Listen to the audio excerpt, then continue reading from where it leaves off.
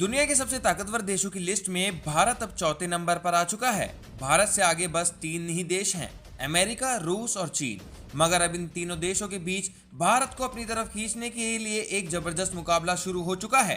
अगर आप ध्यान दें तो साफ दिखाई देगा, अमेरिका और रूस और चीन के बीच भारत को लेकर एक ठंडी जंग छिड़ चुकी है। इतिहास में पहली बार ऐसा होगा जब रूस और अमेरिका के 5th जनरेशन एयरक्राफ्ट बेंगलोर के एयर शो में आमने सामने दिखाई देंगे। दोनों ही देश भारत को अपनी तरफ करने के लिए एडी से लेकर चोटी तक का जोर लगा रहे हैं।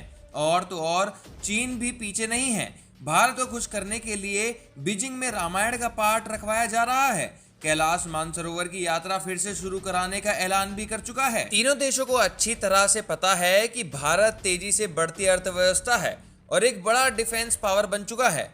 जिस देश के साथ भारत खड़ा होगा उसका पल्ला भारी होगा। अमेरिका चाहता है कि भारत उसके साथ आकर चीन और रूस का मुकाबला करे। वहीं चीन चाहता है कि भारत के साथ अच्छे संबंध बनाकर अमेरिका के प्रभाव को कम किया जा सके। रूस भी चाहता है कि भारत उसकी तरफ झुके रहे और अमेरिका से दूरी बनाए रखे। अब हम सबसे पहले बात करते हैं चीन की।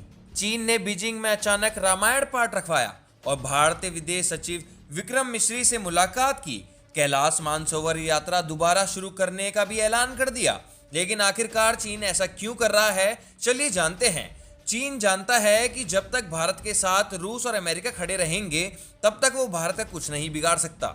इसके अलावा डोनाल्ड ट्रंप ने चीन पर 10% टैरिफ भी लगा दिया है और फिर से ये कहना शुरू कर दिया है कि कोरोना वायरस वुहान लैब से फैला था। इससे चीन की छवि मार्केट में और भी ज़्यादा खराब होती हुई नजर आ रही है। ऐसे में चीन को लग रहा है कि अमेरिका से आने वाले इस तूफान से बचने के लिए उसे भारत के साथ अच्छे रिश्ते बनाने होंगे।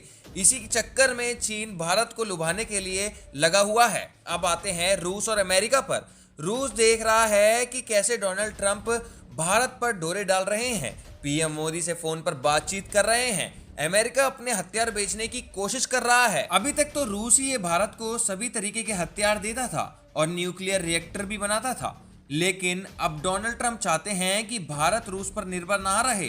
डोनाल्ड ट्रंप चीन का डर दिखाकर भारत को 5th जनरेशन फाइटर जेट बेचना चाहते हैं।